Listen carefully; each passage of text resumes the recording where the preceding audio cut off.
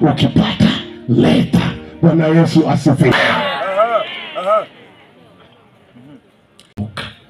Wakakumbuka mahali penye tulitoka. Ni mpasa umepewa certificate, go and serve God.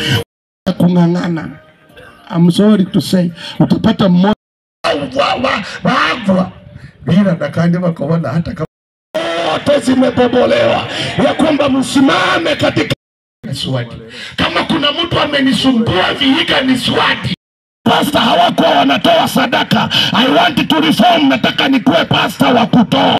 Therefore mimi naunga mkono 100%. Broad-based government is the way to go for our nation. Ili mwananchi yule anayetoka katika kabila lile, mwananchi anayetoka katika chama kile, tujenge pamoja nchi yetu ya Kenya, na Kenya itakuwa na mahali pazuri pa kubarikiwa na tena pa kukubaliwa kabisa.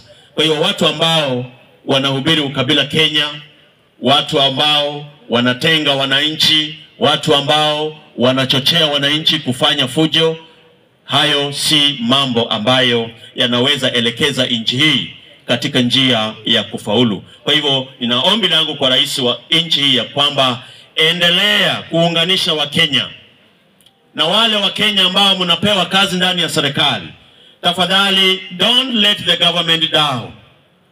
Wewe umepewa kazi, ni waziri jamini, umepewa mpaka bendera, bado kazi inashinda wewe kufanya namna gani?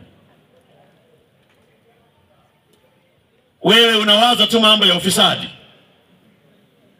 unawaza tu mambo vile unaweza ukawa tajiri. I want to encourage everyone who is here ya kwamba let's embrace theological education, because theological education is going to be the answer. It is going to unravel the mysteries that are emerging in this particular context. And then lastly is ambiguity. Ambiguity. Things are ambiguous. Things are happening until we ask ourselves, ni kitu gani kinatendeka? When we were growing up, hatukuwa tunaona haya, lakini saa hizi yako yanatendeka. The only solution is theological education. Serikali imeleta mtindo wa afya. Jambo hili msiingize ndani siasa.